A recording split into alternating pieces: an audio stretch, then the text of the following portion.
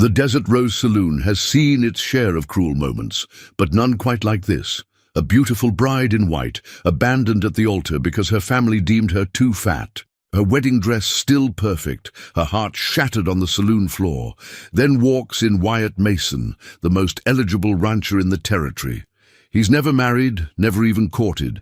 Some say he's too picky, others say he's married to his ranch. But something about this bride's quiet dignity catches his eye.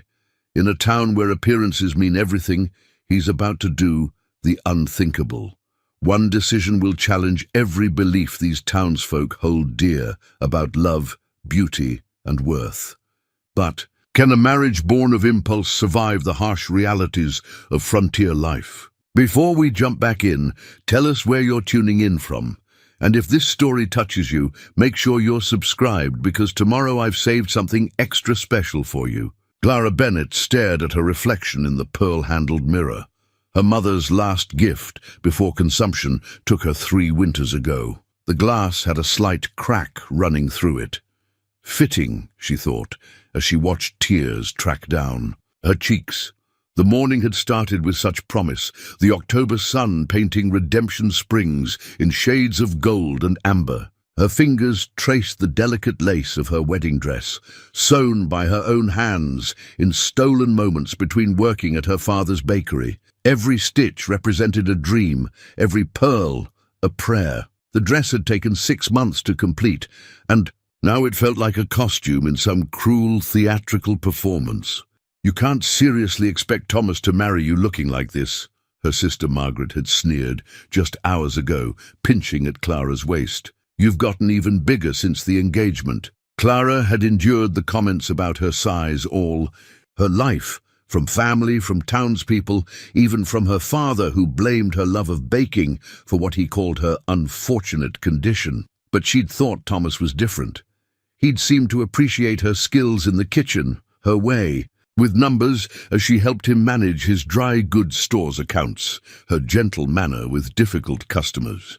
"You're perfect just as you are," he'd said when he proposed, though now Clara wondered if he'd been looking at her father's thriving bakery rather than at her. The Desert Rose Saloon wasn't where she'd imagined spending her wedding day, but it was where Thomas had insisted they hold the ceremony. His family was traveling from back east, he'd explained, and the church was being repaired after the summer storms. Clara had agreed, even though she'd hoped for a proper church wedding. She decorated the saloon herself, transforming the rough-hewn space with white ribbons and wildflowers gathered from the meadow beyond town. Now those same flowers lay crushed beneath hurrying boots as Thomas's family huddled in the corner, whispering and casting horrified glances her way. She hadn't even known they'd arrived early, hadn't known they'd been watching her arrange the last of the flowers, hadn't known they'd cornered Thomas in the back room. "I can't do it," Thomas had announced to the assembled guests, his voice carrying in the sudden silence. "I can't tie myself to...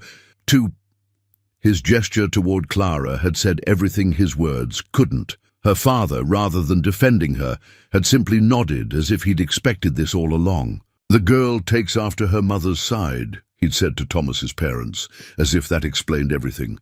"Built like draft horses, the lot of them." Clara's fingers tightened around the mirror's handle, remembering her mother's grace, her strength, her ability to make everyone feel welcome and loved. Draft horse indeed.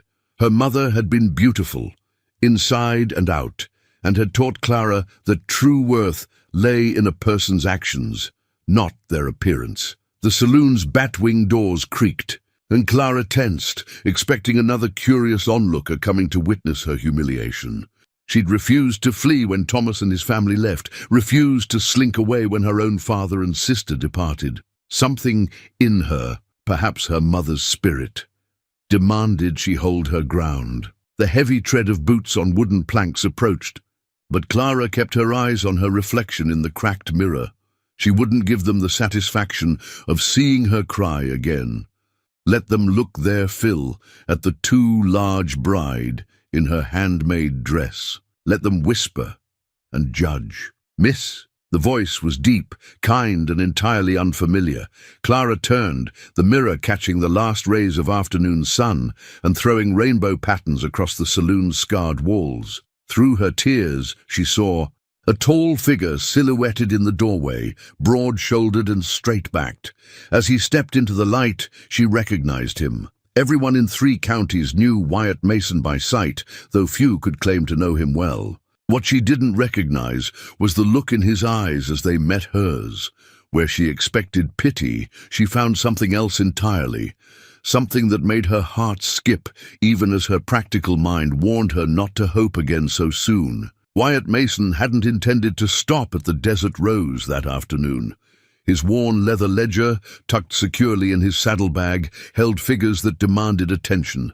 Cattle counts, grazing rotations, wage calculations for his ranch hands. He was a man who lived by careful planning, each decision weighed and measured like the gold dust some still panned for in the creek beds outside town. The sound of whispers had drawn him from his horse. Gathered outside the saloon, townspeople spoke in the hushed tones reserved for scandal and tragedy.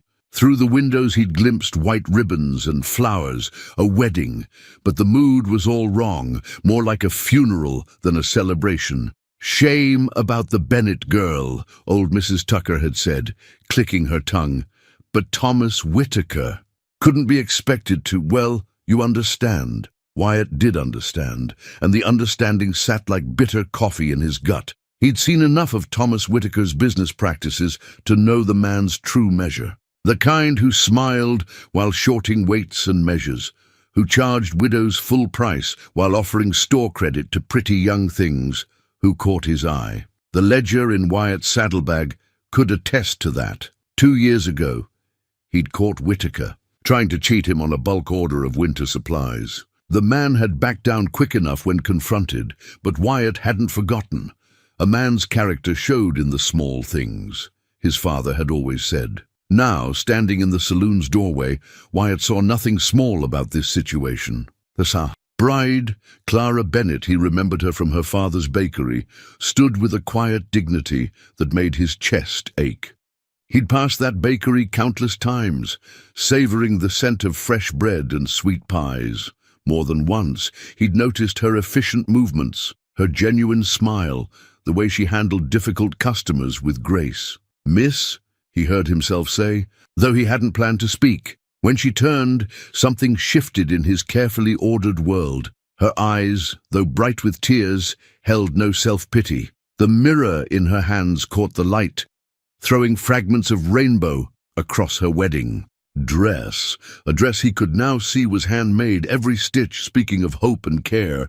Wyatt had spent 15 years building his ranch from nothing, following his father's example of methodical work and careful planning. He'd earned a reputation as a man who never acted without consideration, who could be counted on for sound judgment.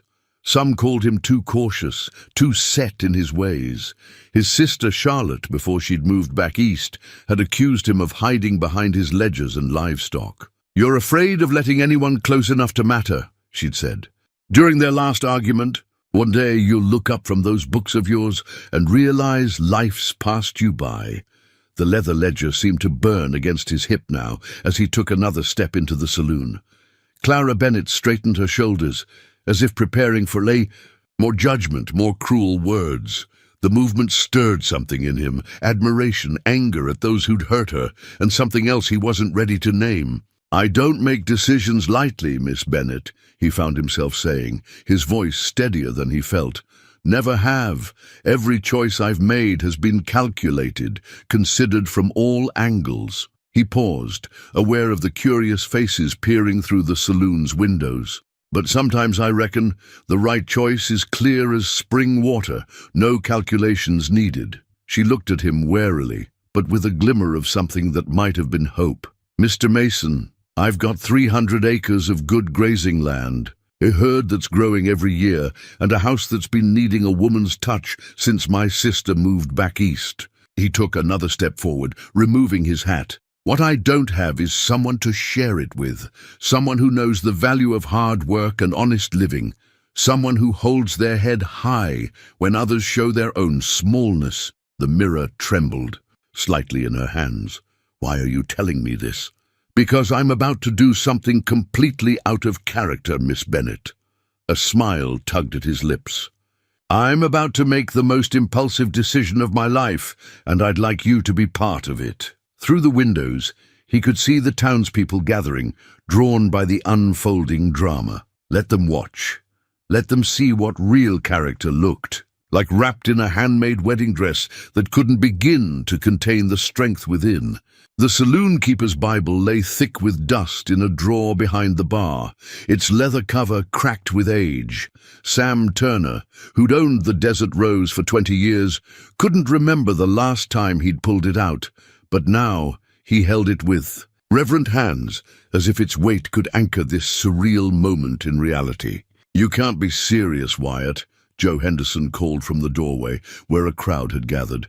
"This ain't like buying a horse. You can't just—" "I believe I can," Wyatt cut in, his voice carrying the same quiet authority he used to settle. "Spooked cattle. If the lady agrees." Clara's fingers twisted in her wedding dress, her mind spinning.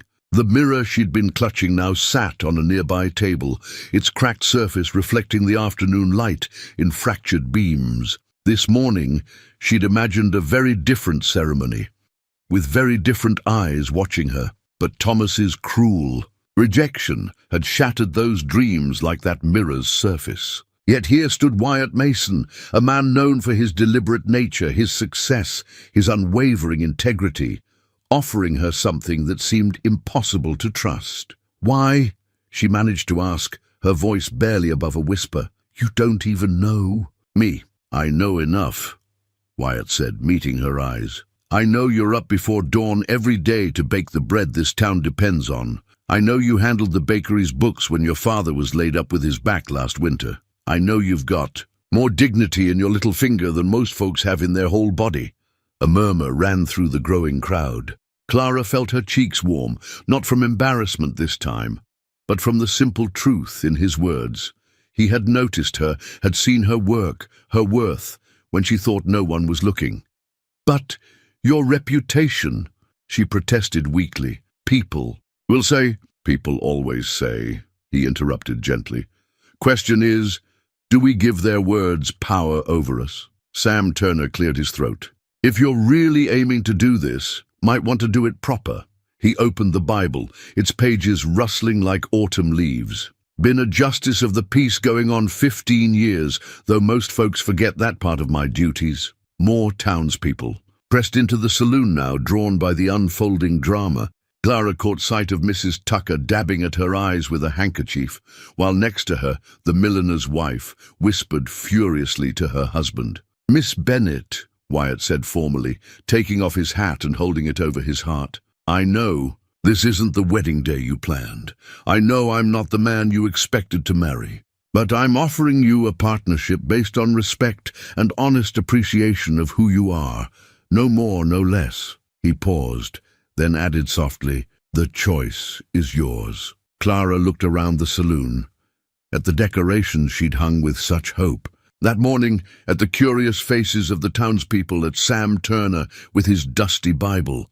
Finally, her eyes returned to Wyatt's steady gaze. In it, she saw no pity, no calculation, just a genuine offer, and something that might, with time, grow into more. "Yes," she said, surprising herself with the strength in her voice. "Yes, I'll marry you, Mr. Mason." A collective gasp rose from the onlookers, followed by a buzz of whispers, but Clara barely heard them. She watched as Wyatt's serious expression transformed with a smile that reached all the way to his eyes. "Well then," Sam said, smoothing a wrinkled page, "let's make this official." He raised his voice to carry over the murmuring crowd.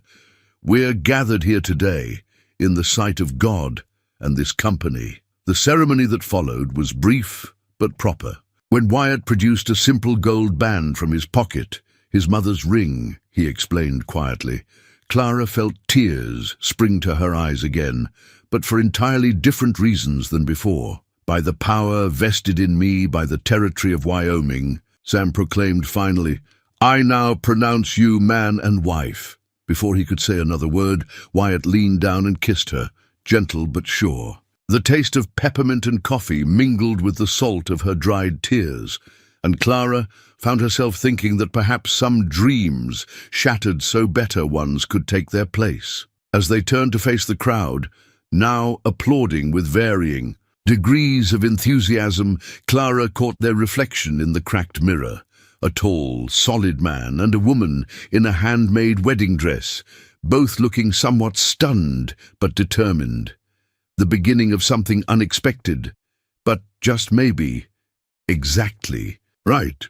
The wagon wheel's steady rhythm marked time as they left Redemption Springs behind, each rotation carrying them further from the morning's heartbreak and toward an uncertain future. Clara sat straight-backed on the wagon seat, her wedding dress catching the late afternoon light.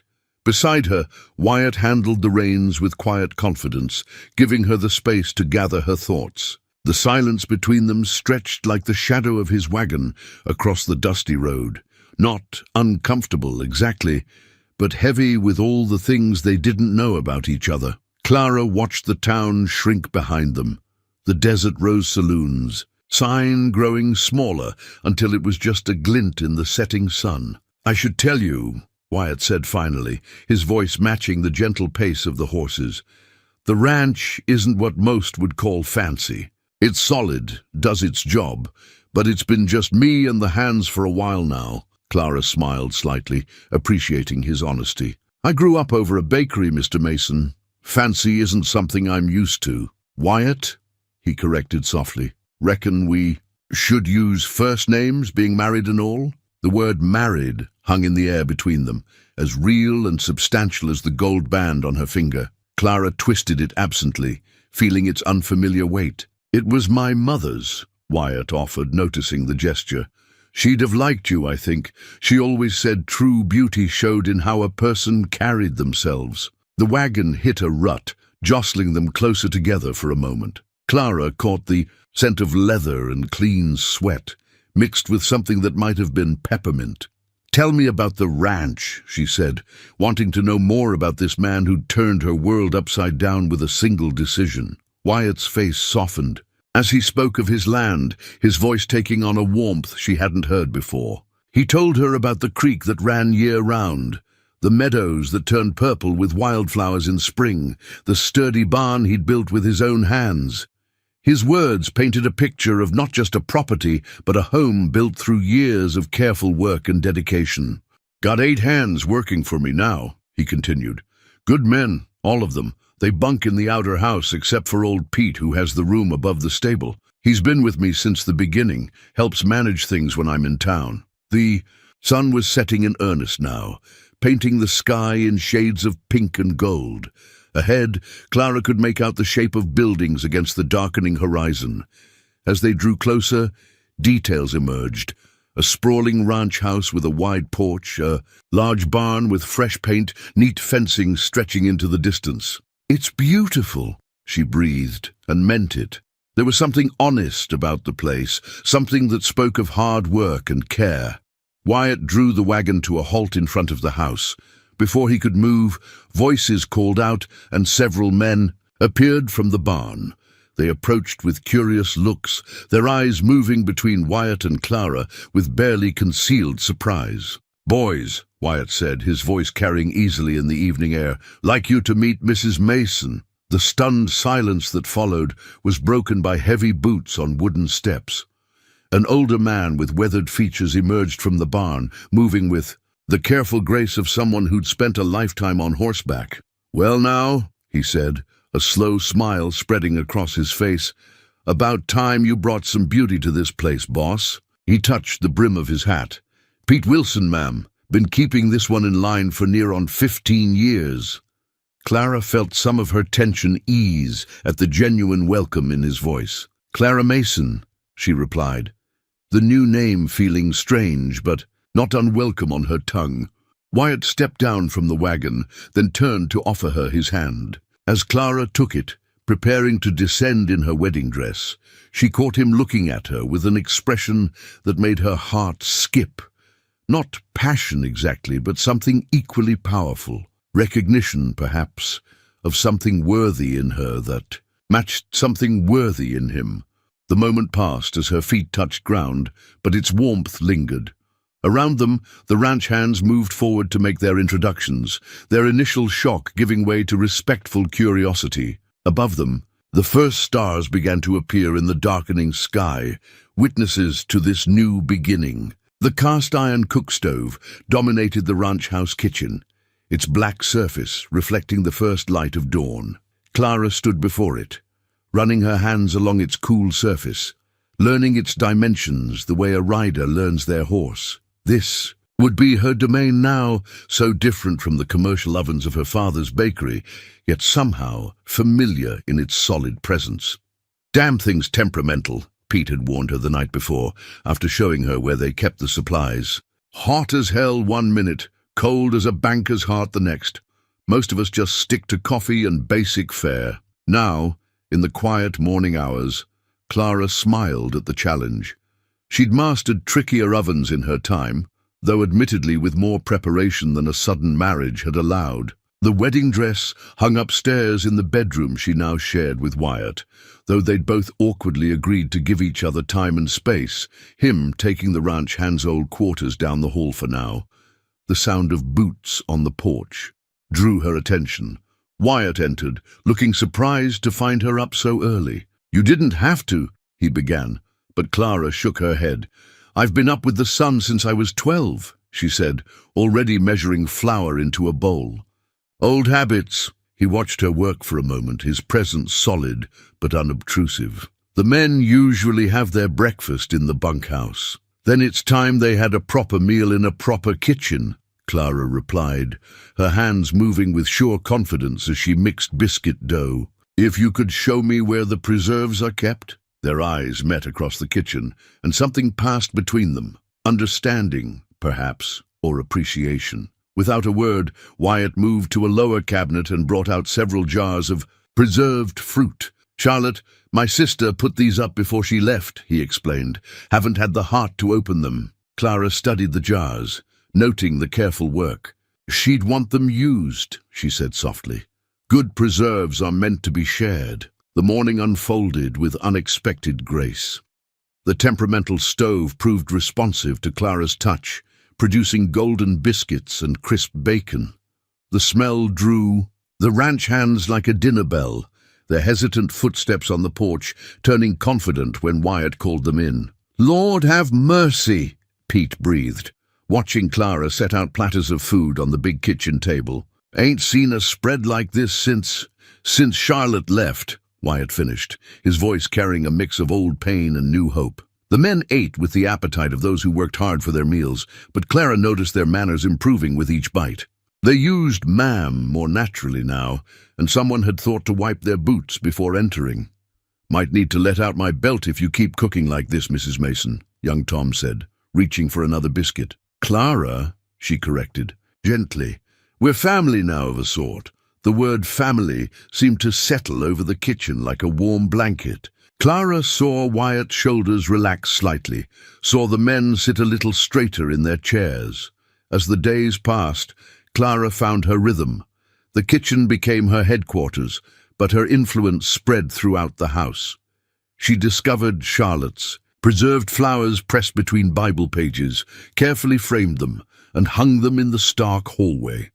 She aired out rooms that had been closed too long, found homes for her few possessions that Pete had retrieved from town, and slowly began to understand the ranch's daily patterns. The men brought her wild berries they found while mending fences, fresh eggs from the chicken coop, even a wayward calf that needed bottle feeding.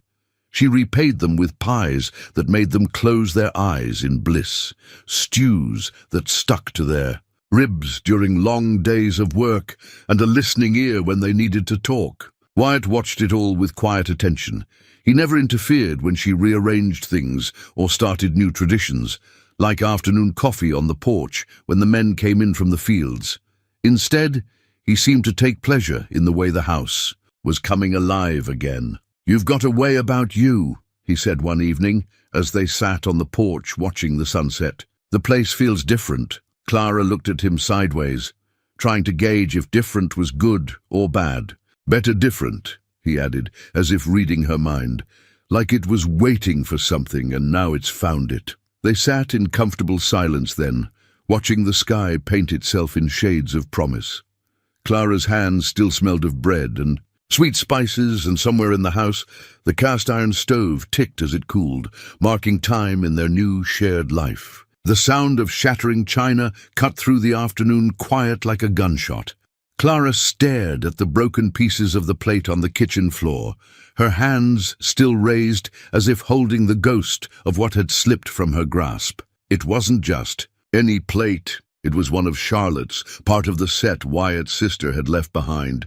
"Everything all right?"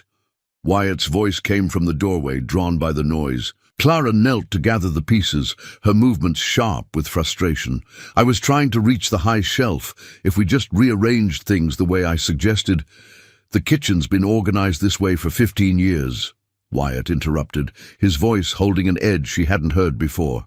"Charlotte had a system." "Charlotte isn't here anymore," Clara said, then immediately wished she could take back the words as she saw Wyatt's expression harden. "No," he said quietly, "she isn't, and maybe that's something we need to discuss." Clara stood, fragments of china cradled in her apron. "What do you mean?"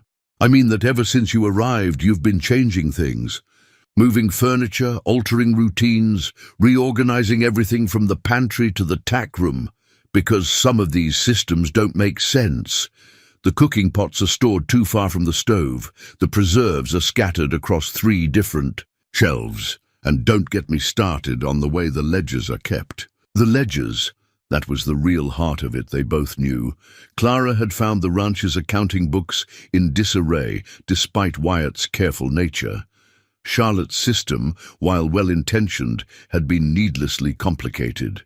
"Those ledgers kept this ranch running for years," Wyatt said, his voice tight, "and they could work better. I managed my father's books since I was 16. I know how to—" "This isn't your father's bakery," Wyatt cut in. "This is a working cattle ranch, and things are done a certain way for a reason." Clara set the broken pieces on the counter with deliberate care. "And what way is that exactly? The way your sister did them, the way they've always been done, or the way that actually makes sense?" They stood facing each other across the kitchen, the broken plate between them, like a line drawn in sand. Through the window, Clara could see Pete and young Tom pausing in their work, clearly aware of the tension in the main house. "I didn't marry you to replace Charlotte," Wyatt said finally. "No," Clara replied, her voice softening slightly. "You married me because you saw someone worth partnering with. At least that's what you said at the Desert Rose. Was that true? Wyatt, did you mean it when you said you wanted a partnership?" The question hung in the air between them. Wyatt ran a hand through his hair, a gesture Clara had come to recognize as a sign of internal struggle. "Of course I meant it," he said. "But partnership doesn't mean throwing away everything that came before." "No," Clara agreed. "It means building something new together, using the best of what was and what could be." She picked up a piece of the broken plate, turning it in her hands. "Like this china. It's beautiful, but keeping it too high to reach safely doesn't honor Charlotte's memory. It just ensures that eventually every piece will end up broken." Wyatt moved closer, taking the fragment from her hands and studying it. "She always did say these plates were meant to be used, not just displayed." He sighed, some of the tension leaving his shoulders. "I reckon I've been holding on to more than just china." Clara reached out, tentatively touching his arm. "I'm not trying to erase Charlotte. I just want to find my own place here, to contribute in ways that I know I can." "The ledgers really are a mess, aren't they?" A reluctant smile tugged at his lips. "Terrible," Clara agreed, daring to smile back. "But fixable, like most things, if you're willing to try something new." Wyatt looked around the kitchen, seeing it perhaps through fresh eyes. "Show me," he said finally. "Show me how you'd organize. In things, how you'd keep the books, not because it's better than Charlotte's way, but because it might be better for us now." Clara felt something tight in her chest begin to loosen. "We could start with the preserves," she suggested. Move them, where we can both reach them easily. Together. Wyatt nodded, and in that one word, Clara heard the beginning of true partnership. Outside, the ranch hands returned to their work, satisfaction evident in their movements. Inside, a husband and wife began the delicate task of building something new from the pieces of what came before. The letter arrived with Pete's regular supply run to town, its crisp envelope carrying Clara's sister's precise handwriting. Margaret's words were like paper cuts, sharp and deliberately painful. "Father is beside himself with worry. How could you embarrass us this way? Marrying a stranger, abandoning the bakery, bringing shame to our family name." Clara stood on the porch, the letter trembling in her hands, when the sound of approaching horses made her stomach clench. Even before the riders came into view, she knew, the same way prey animals know when predators are near. "Clara?" Wyatt appeared beside her, reading the tension in her posture. "What is it?" "They're coming," she whispered, just as her father's wagon rounded the bend, Margaret's parasol visible beside him like a soldier's banner. Wyatt's hand found the small of her back, warm and steady. "Remember," he said quietly, "this is your home now. You don't have to prove anything to anyone." But old habits die hard, and Clara felt herself shrinking as her father's wagon drew closer. The critical voice in her head, the one that sounded so much like Margaret, started its familiar litany. Stand straighter, smile prettier, be smaller, be better, be different. Clara Rose Bennett. Her father's voice boomed across the yard. "What in God's name were you thinking?" "Mason," Wyatt corrected, his tone pleasant but firm. "Clara Rose Mason is my wife's name now." Margaret sniffed as she descended from the wagon, her travelling dress immaculate despite the dusty road. Hardly a proper wedding, from what we heard. "A saloon ceremony? Really, Clara?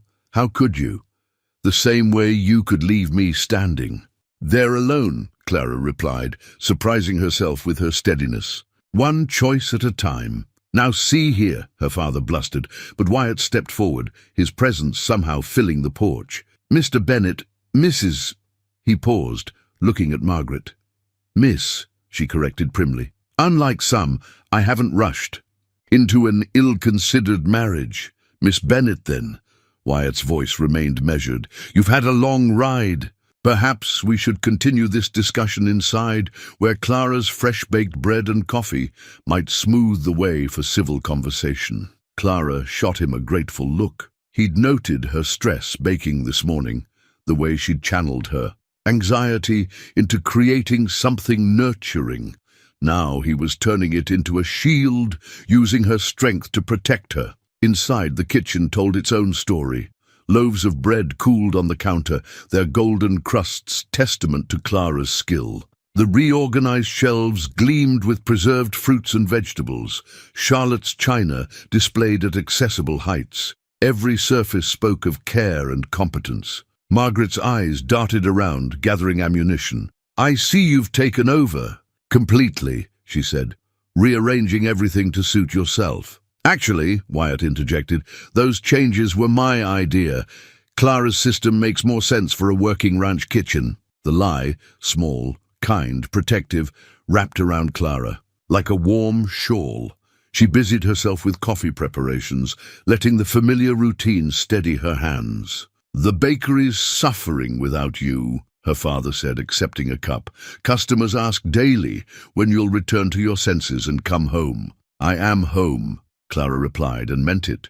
"The bakery was your dream, Father, just as Thomas was your choice for my husband, and Margaret was your perfect daughter. I never—" he began, but Clara continued, her voice gaining strength. "I've found my own dream here. A partnership based on respect, not criticism. A home where I'm valued, not despite who I am, but because of it." Wyatt moved to stand beside her, their shoulders touching. The contact grounded her, reminded her of who she'd become in these past weeks. "I'll always be your daughter," she told her father softly. "But I'm also Mrs. Mason now, mistress of this ranch, and happy in ways I never knew I could be." The silence that followed felt like a held breath. Margaret's face showed the kind of shock usually reserved for improper behavior at church socials. Their father stared into his coffee cup as if it might hold answers to questions he'd never thought to ask. Finally, he looked up, seeing perhaps for the first time the woman his daughter had become. "The bread," he said gruffly, "is better than what we've been serving at the bakery." It wasn't an apology or even acceptance, not really, but it was a beginning, a small crack in the wall of judgment that had surrounded Clara all her life.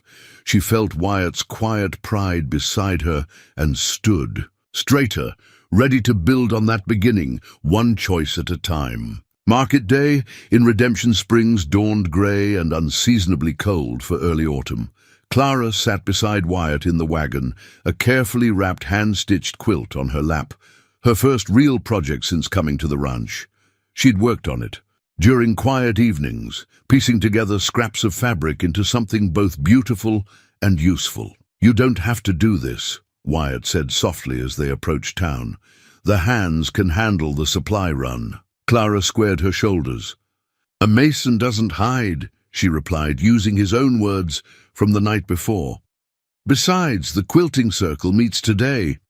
Your sister's friends have been kind enough to invite me." The town looked different now, less threatening than it had on her abandoned wedding day.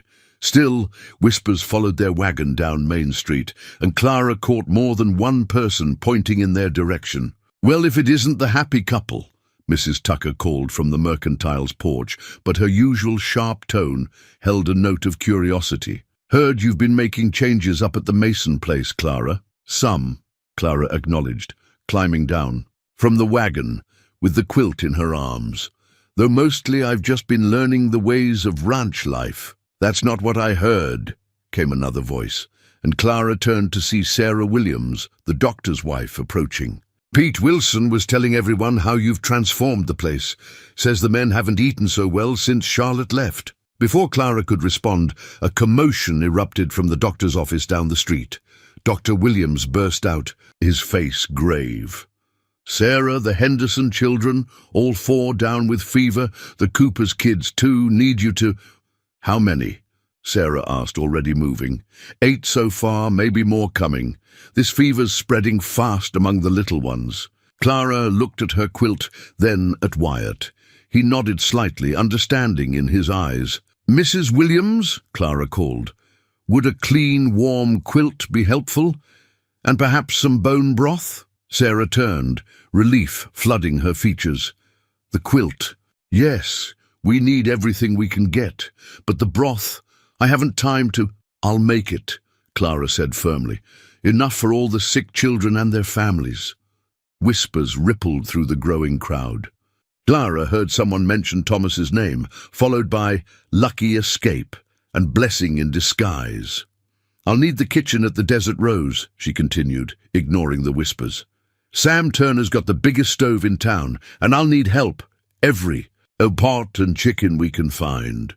To her surprise, Mrs. Tucker stepped forward. "My boys can gather the chickens, and I've got 2 good pots at home." Other women joined in, offering vegetables, herbs, thyme.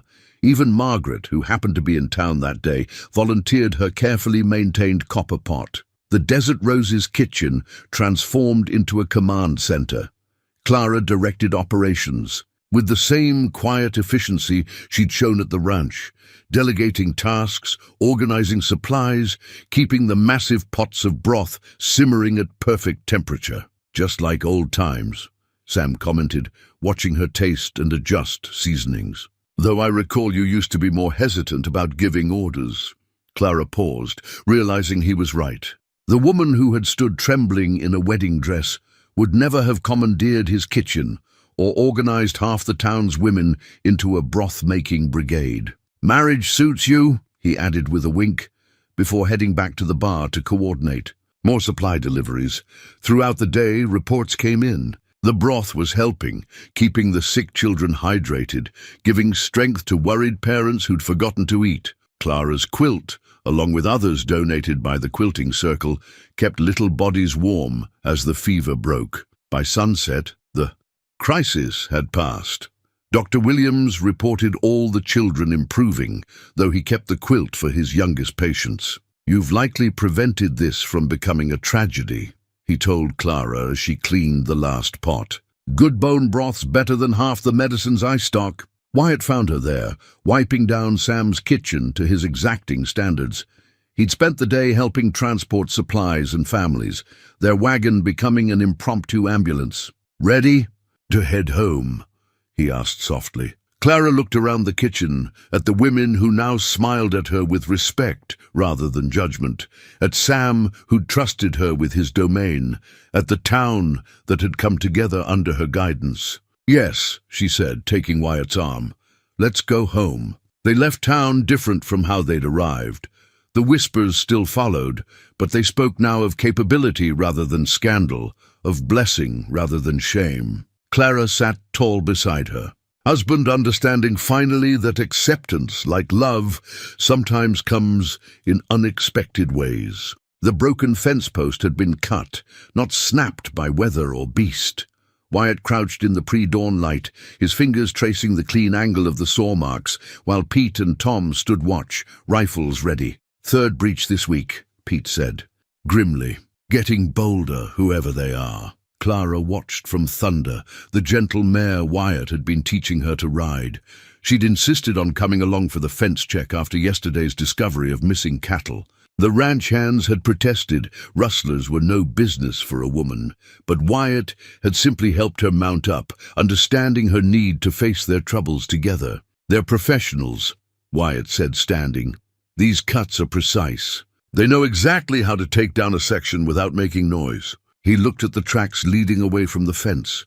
"And they know our patrol schedule." "Someone's feeding them information," Clara said quietly. The men turned to her, surprised by her insight. "The cuts are always in places where the cattle drift naturally. They're not just taking random animals, they're choosing the prime steers, the ones ready for market." Wyatt's eyes met hers with dawning understanding. "You've been studying the ledgers and watching the herd movements from the kitchen window while I work." She nodded. "The rustlers never hit the same section twice. They know which cattle are where and when." "Has to be someone in town," Tom offered. "Someone who deals with the ranch regular-like." Clara dismounted, moving to examine the tracks herself. The ground told a story, if you knew how to read it. "Look here," she pointed. "Wagon tracks, but they're strange." Wyatt knelt beside her. "The left wheel's wobbly, leaves a distinctive pattern. Like the supply wagon from Turner's Mercantile," Clara said. "The one driven by his new hand, the man who always asks so many questions about our operation when he makes deliveries." A heavy silence fell over the group. Sam Turner was a friend, but his new hired man, James Cooper, had arrived in town just before the rustling began. "We can't accuse someone without proof," Wyatt said finally. "And if we spook them now, they'll just run, maybe hit another ranch instead. Then we need to catch them in the act," Clara replied, her mind working through possibilities. "And I think I know how." That evening, over coffee in the kitchen, Clara spread out the ledgers. She'd been keeping them meticulously since taking over from Charlotte's system, but now she made deliberate changes, subtle enough to look natural, obvious enough to be found by prying eyes. "If Cooper's their inside man, he'll see these records when he makes his delivery tomorrow," she explained. "They'll show our best cattle being moved to the north pasture for winter grazing. But we'll actually move them south," Wyatt finished, catching her plan, "and be waiting at the north fence line when they come." Clara nodded. "They'll be expecting an easy raid. Most of the hands in town for supplies, the cattle far from the house, a dark moon for cover." Wyatt studied her face in the lamplight. "It's risky. If they realize it's a trap, everything worth having carries risk," she said softly, echoing his words from their wedding day. The next night found them hiding near the north fence line, the cold ground seeping through their clothes. Clara had insisted on being there, and again Wyatt had understood. This was their home, their livelihood, their future. They would defend it together. The rustlers came just before midnight, their wagon's distinctive wobble giving them away. In the darkness, Clara heard the quiet sounds of men with evil intentions, the snick of a saw against wood, the muffled curse as someone stumbled. Then Wyatt's voice rang out clear and commanding, "That's far enough, Cooper." Light flared as Pete and Tom lit the hidden lanterns. The rustlers found themselves surrounded, rifles trained on them from all sides. Cooper's face showed shock before twisting into anger. "Should have known it was too easy," he spat. "The fat baker's daughter turned out to have a brain." "My wife," Wyatt corrected coldly, "has more than a brain. She has my complete trust. Something you'll have time to think about in territorial prison." Later, after the sheriff had taken Cooper and his gang away, Clara and Wyatt stood by the broken fence post. The first light of dawn painted the sky in shades of promise. "Need to put in a new post," Wyatt said, but made no move to start. "Need to put in a lot of things," Clara replied, "but we've got time." He turned to her then, really looked at her. "You know, when I married you, I thought I was offering you protection. Never occurred to me you'd end up protecting all of us." Clara smiled, touching the rough wood of the broken post. "That's what partners do. They fill in each other's broken places until something stronger grows." Above them, the morning star faded into daylight, watching over a ranch where trust, like love, had put down deep roots. The lightning-struck oak stood like a wounded sentinel against the bruised sky, its newly split trunk a testament to nature's raw power. Clara watched from the porch as the storm built in the west, massive clouds towering like mountains over the prairie. The air felt strange, too thick, too still, carrying the metallic taste of approaching danger. "Never seen the sky that color," Pete said, coming up beside her. His weathered face showed the concern he was trying to hide.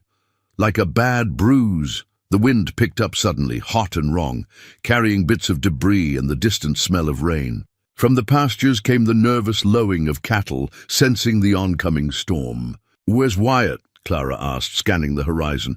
"Went to check the west herd with Tom. Should have been back by now." As if summoned by their worry, two riders appeared in the distance, moving fast. But even as Clara's heart lifted at the sight of her husband, she saw what he was racing against, a wall of dust and rain reaching from earth to sky. "Get everyone to the storm cellar!"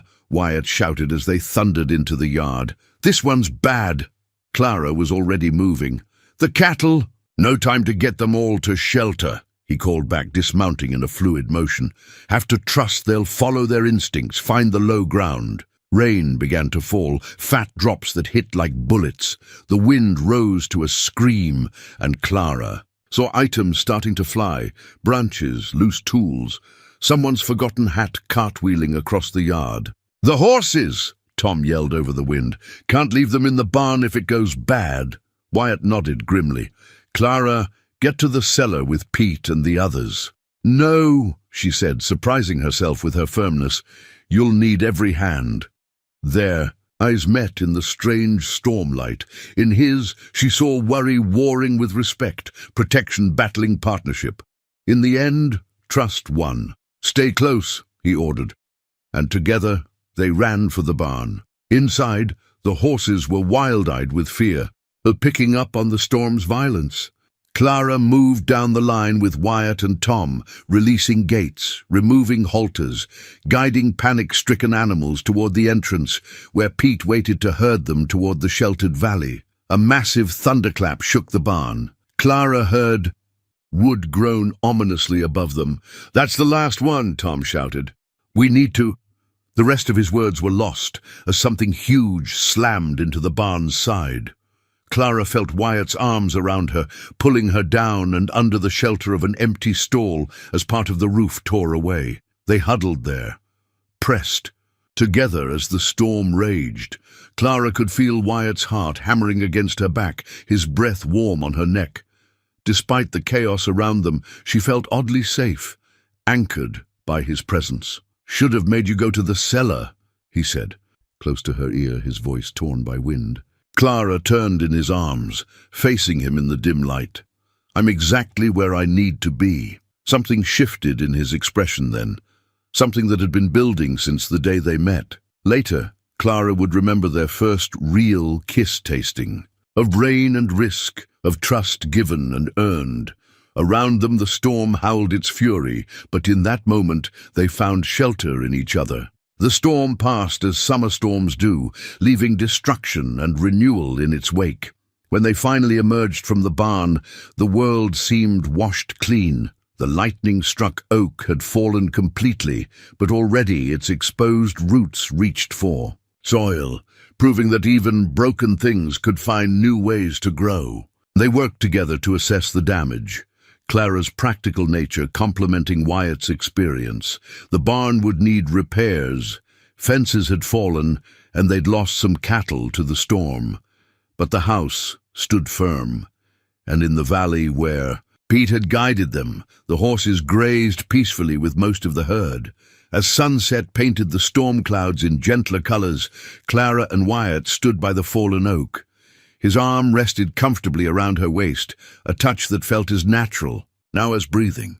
"Could have lost everything," he said quietly. "But we didn't," Clara replied, leaning into him. "We faced it together." "Together," he echoed, and kissed her again, softer this time, sweeter. Above them, the evening star emerged from clearing. Skies, blessing a love that had weathered its first storm and grown stronger in the breaking. The blue ribbon seemed to mock Clara from its perch on the judge's table, its silk edges fluttering in the autumn breeze. She'd seen countless such ribbons displayed in her father's bakery window over the years, awards he'd won while taking credit for her recipes. Now, standing before her own entry in the Harvest Fair's baking competition, she fought the urge to withdraw. "Never seen a pie quite like that," Mrs. Tucker commented, peering at Clara's creation. The older woman had stopped calling her the Mason boy's impulsive bride weeks ago, but her tone still carried traces of doubt. Clara touched the carefully latticed crust of her signature apple honey pie, a recipe she'd perfected during long nights at the ranch. "It's made with honey from our new hives," she explained, "the ones Wyatt helped me set up after the storm." The memory brought a smile to her face. He'd approached her idea of keeping bees with the same thoughtful consideration. He gave all their ventures, then thrown himself into the project with surprising enthusiasm. "A ranch wife who thinks like a rancher," he'd said proudly, when her explanation of better pollination for their kitchen garden had led to increased yields in the nearby pastures. The fairgrounds buzzed with activity around them. Children darted between display tables, their faces sticky with candy. Farmers compared crops and livestock, while their wives competed in various domestic arts. Through the crowd, Clara caught glimpses of Thomas Whitaker glad-handing his way among the merchants' stalls, his new wife, thin as a rake and half his age, trailing behind him. "Clara," she turned to find Wyatt approaching, his expression warming as he took in her display. He'd been occupied with the livestock competitions all morning, showing their prize bull. The silver belt buckle he wore spoke of his own success. "Your father's here," he said quietly, brought his usual sourdough entry. Clara nodded, unsurprised. The Bennett Bakery had won the bread category 5 years running. Her recipes, his name on the awards. "Good," she said, straightening her spine. "It's time he learned where those winning recipes really came from." Wyatt's hand found the small of her back, offering silent support. Over the months of their marriage, touch had become their own language. Comfort, encouragement, and love expressed in these small connections. The judges approached, led by Reverend Gardner's wife, whose opinion carried weight in all things domestic. They moved methodically down the row of entries, tasting, discussing, making notes in their little books. When they reached Clara's pie, she held her breath. Mrs. Gardner's eyebrows rose at the first bite. "Interesting," she said, taking another. "Taste. The honey adds complexity without overwhelming the apples. And this crust," she turned to her fellow judges. "Ladies?" Clara watched their faces as they sampled her work. She'd learned to read people during her years in the bakery, the slight widening of eyes that signaled surprise, the unconscious nod that accompanied pleasure. "Well," Mrs. Gardner said finally, "I believe we've found our winner." Movement in the crowd drew Clara's attention. Her father stood watching, his face unreadable as Mrs. Gardner picked up the blue ribbon. Behind him, Thomas Whitaker had stopped his glad-handing to stare. "Mrs. Mason," Mrs. Gardner announced formally, "your pie represents everything we look for in this competition: creativity, skill, and a deep understanding of your ingredients. The use of local honey shows true connection to your land and community." Clara accepted the ribbon with steady hands, its silk as smooth as promise against her fingers. She felt Wyatt's quiet pride beside her, heard the genuine applause from the crowd. "Thank you," she said clearly. "My mother taught me that good baking, like a good life, requires both courage and care. You have to know when to follow tradition." She met her father's eyes across the crowd, and when to trust your own heart. Later, after the crowds had thinned and the evening light painted the fairgrounds gold, her father approached. He stood looking at her display for a long moment before speaking. "Your mother's honey cake recipe," he said gruffly. "The one I could never quite get right. Would you share it?" Clara heard the question behind the question, the acknowledgement and the apology wrapped in simple words. "Yes," she said softly. "I'll write it down for you. Properly this time, with all the details." He nodded once, then turned to Wyatt. "You'll bring her by the bakery." "If she wishes," Wyatt replied, his hand finding its home against Clara's. Back once more. They watched her father walk away, his shoulders less rigid than before. The blue ribbon caught the last light of day, transformed from a symbol of competition into something more. A bridge between past and present, a mark of growth, a testament to finding one's own path. "Ready to head home?" Wyatt asked, though they both knew he'd wait as long as she needed. Clara touched the ribbon one last time, then smiled. "Yes. Let's go home." The doctor's bag sat ominously on the kitchen table, its worn leather containing both hope and fear. Clara watched Dr. Williams examine Wyatt's leg, her hands clenched in her apron to keep from reaching out. The cattle drive had been going smoothly, until a spooked steer charged, catching Wyatt between itself and a rock face. "Clean break," the doctor pronounced finally, "but he'll need complete rest for at least 6 weeks. No riding, no walking without crutches, and absolutely no working." Wyatt's face darkened. "The autumn drive can't wait 6 weeks. We've got contracts to fulfill, cattle to move before the weather turns. Then they'll have to be fulfilled without you," Dr. Williams said firmly, pulling supplies from his bag. "Unless you fancy losing that leg entirely." Clara stepped forward, her mind already working through the logistics. "Pete knows the trails as well as you do. Tom and the others can handle the physical work, and I can manage the books, the contracts, the supply orders." "It's not that simple," Wyatt started, but Clara met his eyes steadily. "No, it's not simple. But neither was marrying a stranger in a saloon. Neither was facing down rustlers or surviving that storm. We've handled everything else together. We'll handle this too." After the doctor left, Clara helped Wyatt settle in their bedroom, his splinted leg propped on pillows. He caught her hand as she turned to leave. "The men won't want to take orders from a woman," he said quietly. Clara smiled, remembering how far they'd all come since those first uncertain days. "Then it's good thing they've had months to practice, isn't it?" The next morning found her in the barn before dawn, reviewing the drive plans with Pete. The old foreman treated her with the same respect he showed Wyatt, marking potential routes on the map and explaining his concerns. "Main thing is keeping the herd moving steady," he explained. "Too fast, they lose weight. Too slow, we risk early snow in the passes." Clara nodded, seeing the journey in her mind. "We'll send Tom ahead to check the water sources, just like Wyatt planned. And I want daily reports, someone riding back at sunset to update us on progress." "Us?" Pete's eyebrows rose. "I'll be staying here to manage the ranch and care for—" "Wyatt," Clara confirmed, But I need to know everything, every decision, every challenge, every change of plan. These cattle represent contracts I'll be responsible for fulfilling. Word spread through the hands. Mrs. Mason was taking charge.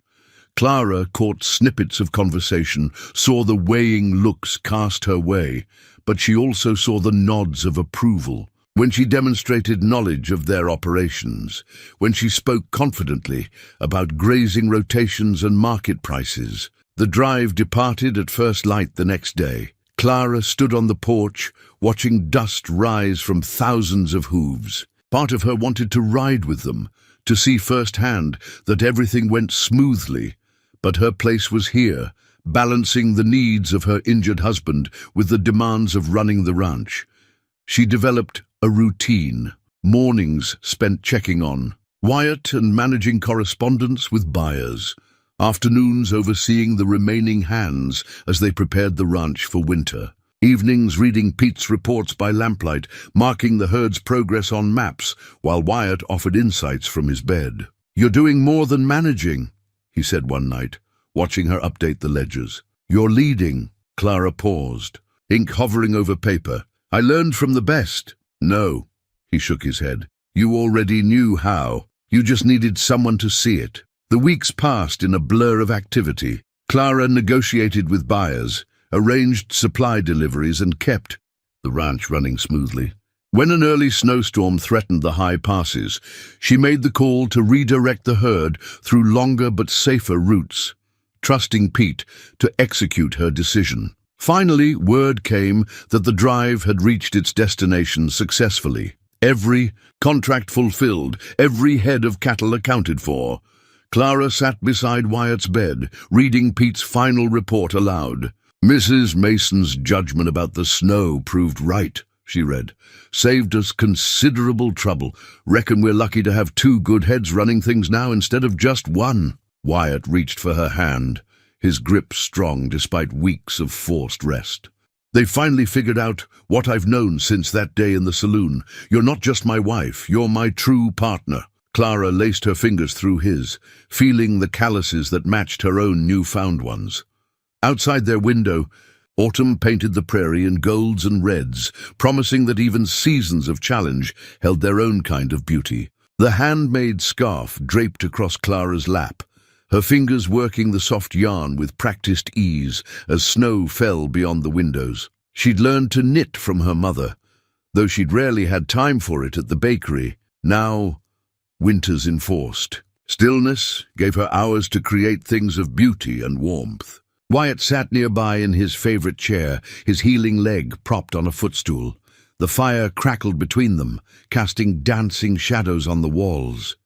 Outside, the world had disappeared under feet of snow, turning the ranch into an island of warmth. In a sea of white. "Tell me something I don't know about you," Clara said, her needles clicking softly. They'd started this game during the first week of being snowed in, sharing pieces of themselves to pass the long evenings. Wyatt was quiet for a moment, watching her hands move. "I used to write poetry," he admitted finally. "Bad poetry, mind you, but I filled notebooks with it when I was younger." Clara's needles stilled. "What kind of poetry?" "The usual young man's thoughts. Nature, life, love." He smiled self-consciously. "Charlotte found one of my old notebooks last year, threatened to read it at Sunday Social." "Is that why she moved back east?" Clara teased, enjoying the rare sight of her husband's embarrassment. "Might have had something to do with it," he chuckled. "Your turn. Tell me something I don't know." Clara resumed her knitting, considering. "I once entered a pie in the county fair under a false name," she said, "just to prove I could win without my father's reputation behind me." "Did you?" "First prize." She smiled at the memory. "Father was furious that some unknown cook had beaten him. Never did tell him it was me." The wind howled outside, rattling the windows. Clara found herself grateful for the storm that had given them this time together, forced them to truly know each other beyond the roles of husband and wife, rancher and partner. "I was engaged once before," Wyatt said suddenly, his voice quiet. "Years ago, before I bought this place. She couldn't see the potential in a rundown ranch and a man with big dreams. chose a banker instead. Clara set down her knitting, moved by the old hurt in his voice. Her loss, she said softly. Worked out for the best, he replied, reaching for her hand. Led me to that day in the saloon, to you. Their fingers intertwined, warm against the winter chill. Clara thought about fate and choices, about how life's disappointment sometimes cleared the path for something better. I used to pray to be different, she confessed, to be more like Margaret, thin and proper and perfect. Even after Mother told me I was beautiful just as I was, even after I learned to take pride in my skills, part of me still believed being bigger meant being less. Wyatt tugged gently on her hand, drawing her from her chair to his lap, mindful of his healing leg. You've never been less, he said, his voice rough with emotion. You're more than I ever dreamed of finding. She settled against him, feeling the steady beat of his heart. Even when I rearrange your sister's kitchen, or argue about cattle prices, or take over your ranch while you're laid up? Especially then. He pressed a kiss to her temple. Though, I'm still not sure about moving the preserves to the lower shelves. Clara laughed, the sound bright in the firelit room. Charlotte would approve. She left me a letter, you know. Pete brought it last week with the mail. Wyatt stilled. What did she say? That she's been wanting to visit but wasn't sure how. I'd feel about it. That she's heard good things about how we're running the ranch. That she's glad her brother finally found someone who matches him stride for stride. The fire popped, sending sparks up the chimney. Outside, the storm continued its assault, but in here they were safe, warm, complete. We should invite her for spring, Wyatt said. Show her how we've made this place our own. Clara reached for her knitting again, adding another row to what would become Wyatt's scarf. I'd like that. She can help us plant the new garden I've been planning. Already thinking of spring? Always, she smiled. Mother used to say winter was for dreaming up the future while keeping faith in what you couldn't see, like seeds under snow or love growing in unexpected places. Wyatt's arms tightened around her. Together they watched the fire dance and the snowfall, two people who had found in each other not just love, but understanding, not just partnership, but completion. The scarf grew longer under Clara's fingers, a tangible symbol of warmth created stitch by patient stitch. Just as there, love had grown moment by moment, choice by choice. Clara knelt in the freshly turned earth, a packet of garden seeds cradled in her palm like precious gems. The spring air carried the scent of possibility, of green things waiting to burst into life. Behind her, Wyatt worked with Pete and Tom to expand the garden plot, their shovels rhythmically breaking new ground. Reckon this is the biggest kitchen garden the ranch has ever seen, Pete commented, pausing to wipe his brow. Gonna need more hands to tend it all? Clara smiled, carefully placing seeds in the furrows she'd drawn. Good thing we're hiring then. 3 new families coming next week. 2 for the North Pasture operation, 1 specifically for the garden and new orchard. The expansion had been her idea, born during those long winter evenings of planning with Wyatt. Why not use some of their water-rich bottomland to grow more than just cattle feed? The territory needed fresh produce as much as beef, and diversifying would protect them against lean years. My practical wife, Wyatt had said admiringly when she'd shown him the figures, always thinking ahead. Now he stopped his digging to watch her work, his face soft with something that made Clara's heart skip even after all these months. His leg had healed strong, letting him return to full duties just as spring arrived. But their time of forced closeness had changed them both, deepened their connection in ways that showed in small moments like this. Got another letter from Charlotte, he called. Says she'll be here next week, in time to help with the planting. Clara sat back on her heels, pleasure warming her chest. Good. I want her opinion on the new preserving kitchen we're adding. And she can help me plan the wineberry patch. The idea of wineberries had come from one of Charlotte's old notebooks, a failed experiment she'd never had time to properly develop. Clara intended to succeed where her sister-in-law had left off, adding another product to their growing list of innovations. You Mason women and your schemes, Pete chuckled. "Between you and Charlotte, this place'll be more than just a cattle ranch before long." "That's the idea," Clara replied, rising to survey their work. The new garden plot stretched impressive and promising, ready to nurture the seeds of change she and Wyatt had planned all winter. Young Tom approached leading. A wagon, the supply delivery from town. But instead of just feed and basic necessities, this wagon carried lumber for the new preserving kitchen, glass jars for this summer's harvest, and saplings for the orchard they'd start next week. "Heard talk in town," Tom said as he helped unload. "Other ranches asking about our plans. Some folks saying we're foolish to split our attention from cattle. Some folks said I was foolish to marry a stranger in a saloon," Clara responded serenely.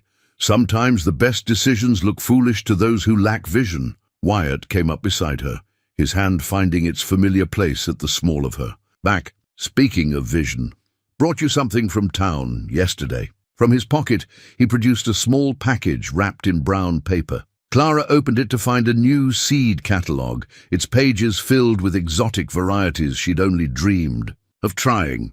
"I thought you might want to plan next year's garden," he said. "Dream even bigger." Clara leafed through the catalogue, ideas already blooming in her mind. "We'll need to expand the root cellar," she mused. "Maybe add a greenhouse for winter growing." "Already ordered the glass," Wyatt replied with a grin. "Should arrive next month." She looked at him in surprise. Despite their partnership, his willingness to support her ideas still amazed her sometimes. "What?" he asked, catching her expression. "You're not the only one who can plan ahead, Mrs. Mason." Around them, the ranch hummed with purpose. Pete and Tom had moved on to marking the orchard boundaries. The new garden waited for its seeds, rich soil ready to nurture whatever they planted. Soon, Charlotte would arrive, bringing her own ideas to add to their growing dreams. Clara slipped the catalogue into her pocket and reached for another packet of seeds. These were special ones. Flowers her mother had loved, saved and replanted year after year. She'd tend them beside the herbs and vegetables, adding beauty to practicality, just as love had added depth to their marriage of convenience. "Ready to plant the future?" Wyatt asked softly. Clara nodded, taking his hand. Together they knelt. In the warm earth, two people who had found in each other not just love, but the courage to grow something new from unexpected beginnings. The family Bible lay open on the kitchen table, its pages turned to the record section, where generations of births, deaths, and marriages were inscribed in varying hands. Clara traced the newest entry, her marriage to Wyatt, written in Pete's careful script on that strange day at the Desert Rose Saloon. Below it, space waited for future editions, future stories yet to be told. The sound of wagons approaching drew her attention.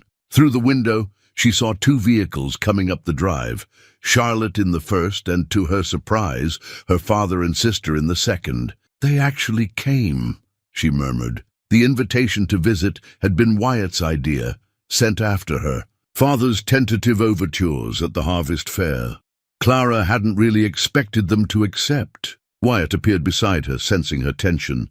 "Want me to send them away?" She squeezed his hand, grateful for the offer, but knowing it was time to face this. "No, some things need to be faced head-on." Outside, Charlotte was already climbing. Down from her wagon, her city clothes somewhat rumpled from travel, but her smile bright and genuine. Clara had exchanged several letters with her sister-in-law over the winter, finding in her correspondence a warmth she'd never known she needed. "Clara!" Charlotte called, hurrying forward to embrace her. "The place looks wonderful. And is that a new garden plot I see? You must tell me everything." Behind them, Clara's father helped Margaret down from their wagon, both looking uncertain and out of place. The contrast between their stiff formality and Charlotte's easy warmth was striking. "Welcome to our home," Clara said, proud of how steady her voice remained. "Please, come inside.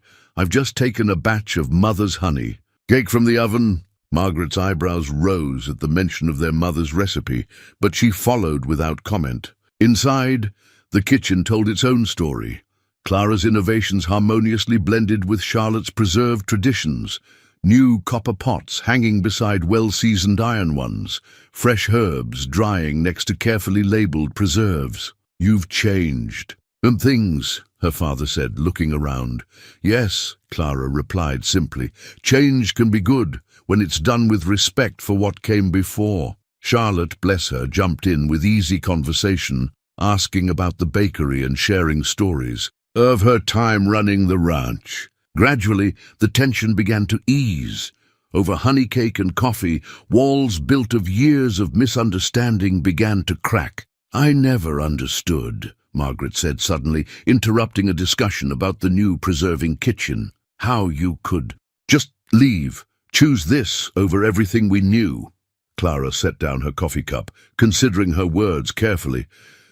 "I didn't leave, Margaret. I found where I belonged. There's a difference." "But the bakery," her father started, "was your dream," Clara finished gently. "Just as this ranch was Wyatt's and now it's ours together. We're building something here, something that honors the past while growing toward the future." Charlotte nodded approvingly. "I worried when I left," she admitted. "Worried that all my work, all our family's history here would be lost. Instead, you've made it better, made it grow." Clara's father stood abruptly, moving to the window that overlooked the expanding garden. "Your mother," he said roughly, "always wanted a garden like that, said a proper home needed both beauty and sustenance." "I remember," Clara said softly. "She taught me that worth isn't just in how something looks, but in what it offers to others." He turned, his eyes suspiciously bright. "I didn't listen well enough, to her or to you." Margaret joined him at the window, her usual poise softened by something like wonder. "It's not what I imagined for you," she said, "but maybe I imagined too small." Wyatt, who had been quietly supportive throughout, opened the family Bible to a fresh page. "Perhaps," he suggested, "it's time to record some new beginnings." One by one, they added their marks to the page.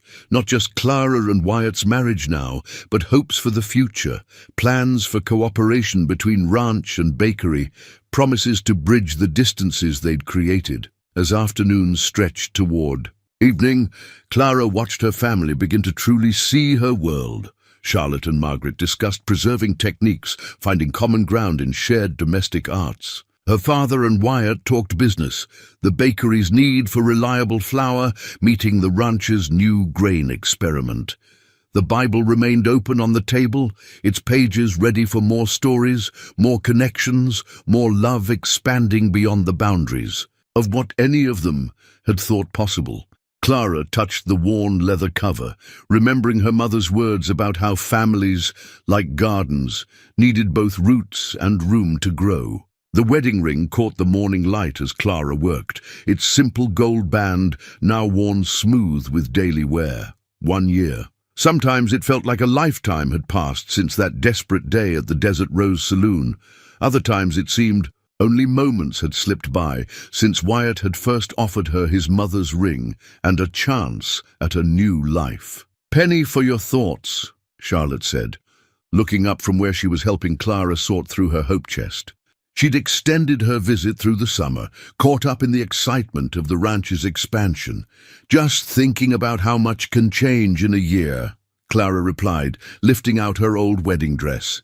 She'd packed it away the day after the wedding. Too raw then to look at its careful stitching, its pearls and promises. Speaking of change, Charlotte reached into the chest and pulled out a small package wrapped in tissue paper. "Mother's dress. I brought it for you." Clara carefully unfolded the tissue. The dress inside was elegant in its simplicity, ivory silk that would shine like moonlight. "Charlotte, I couldn't—" "You can and you will," Charlotte interrupted, firmly. "Wyatt told me about planning to renew your vows at the Desert Rose. This time, you should have a proper dress for a proper celebration." The idea had been Wyatt's, mentioned casually one evening as they sat on the porch watching sunset paint the sky. "Not because the first time wasn't real," he'd said, "but because now we can choose it with our whole hearts." A commotion from outside drew their attention. Through the window they could see Wyatt and Pete directing the construction of the new greenhouse. The glass panels had arrived yesterday, each one a promise of future growth. "He's different with you," Charlotte observed. "Happier, more willing to take chances. We make each other braver," Clara said softly.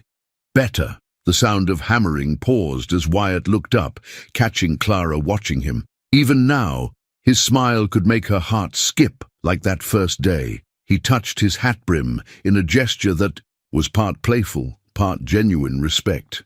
"You know," Charlotte said, carefully refolding her mother's dress, "I came back partly because I was worried. A marriage of impulse, everyone said. It couldn't last." She smiled. "I've never been so happy to be proven wrong." Clara returned to sorting through the chest, finding items that marked the stages of their journey: the ledger where she'd first reorganized the ranch's books, dried flowers from her new garden, the blue ribbon from the harvest fair. "I don't know if I believe in fate," she said thoughtfully, "but I do believe in recognizing the right path when you see it, even if it's not the one you expected to take." "Speaking of paths," Charlotte grinned, "have you told him yet?" Clara's hand went instinctively to her middle, where the newest change was just beginning to show. "Tonight. I wanted to wait until we finished the greenhouse." "He'll be overjoyed," Charlotte assured her, "though I expect the hands will be taking bets on whether the baby inherits your baking skills or his way with cattle." "Maybe both," Clara laughed. "We're proof that unexpected combinations can work beautifully." They worked in comfortable silence, preparing for the anniversary celebration that would bring the whole town to the Desert Rose. Clara found herself touching items that held memories: the pearl-handled mirror, now restored, a piece of the china plate from their first argument, the scarf she'd knitted during their winter isolation. "I remember watching him that day," Charlotte said softly, "standing up in that saloon, defying everyone's expectations. I'd never seen him so sure of anything." "I was terrified," Clara admitted, "not of him, but of trusting happiness again. And now I know that real happiness isn't about trust. It's about building something together, day by day. The trust comes naturally when you're both working toward the same dream." Outside, Wyatt had climbed down from the greenhouse frame. He crossed the yard with the easy stride of a man comfortable in his world, pausing to check the new seedlings Clara had planted that morning. "He checks them 3 times a day," Charlotte observed, amused. "Your dreams have become his, too." Clara touched her wedding ring, thinking of the new life growing beneath her heart, of the greenhouse rising beam by beam, of the orchards they'd plant come spring. That's what real love is, isn't it? Not just sharing a life, but growing one together. She stood, Mother Mason's dress draped carefully over her arm. 1 year ago she'd sewn her own wedding dress, each stitch a hope she hadn't dared voice. Now she would wear this one, altered by her own skilled hands to fit her changing body, surrounded by family both born and chosen. "Come on," she said to Charlotte. "Help me try this on. We have a celebration to plan." Clara stood before the Desert Rose Saloon in Charlotte's altered wedding dress, ivory silk flowing gracefully over her slightly rounded belly. A year ago, she'd faced these same swinging doors with a broken heart and shattered dreams. Now she waited to enter with a heart full and whole, surrounded by those who had become her true family. "Ready?" Wyatt asked, offering his arm. He wore his best suit, the silver belt buckle from the cattle fair gleaming at his waist. "More than ready," she replied, taking his arm. They entered together this time, not as stranger and outcast, but as partners who had built something remarkable from an impulsive choice. The saloon had been transformed, much as they had been.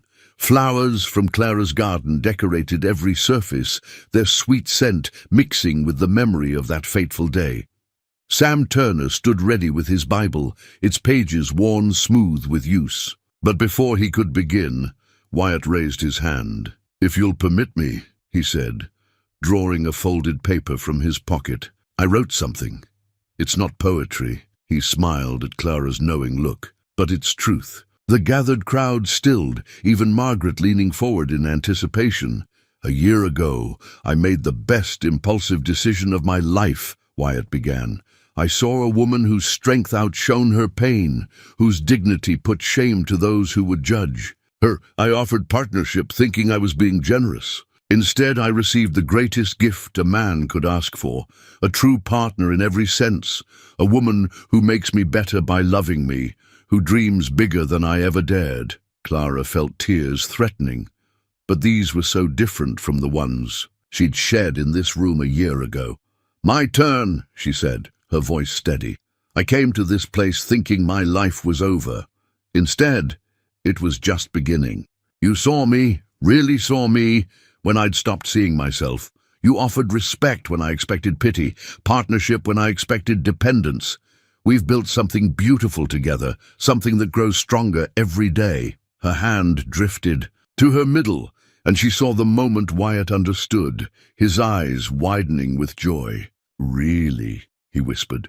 She nodded, happy tears spilling over.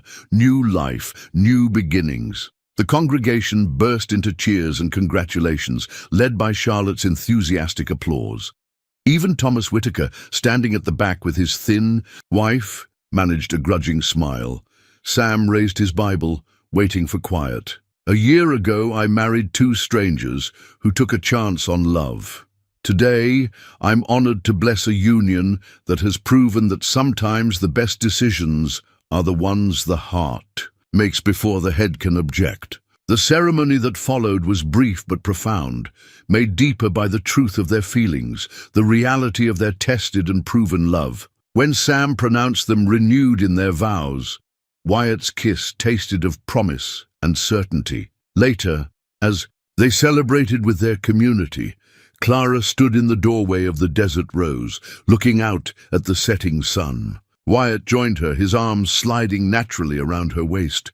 "Thinking deep thoughts, Mrs. Mason?" "Happy ones," she replied, "about how endings can be beginnings, if you're brave enough to take the chance." From inside came the sounds of joy. Charlotte teaching Margaret to dance, Pete telling stories to eager listeners, her father deep in discussion with Sam about expanding the bakery's operations. "We should head back soon," Wyatt said softly. "The new seedlings need checking before dark." Clara smiled, thinking of their greenhouse filled with growing things, their expanding ranch, the child growing beneath her heart. "Our own little Eden," she mused, "built from the most unexpected beginning." "Not so unexpected," Wyatt corrected. "Some things are meant to be, even if they don't look like what we thought we wanted." They turned back to their celebration, to their family and friends, to the future they would continue building together. Through the window, the last light of day painted the sky in shades of promise, blessing a love that had grown from impulse to certainty, from chance to destiny.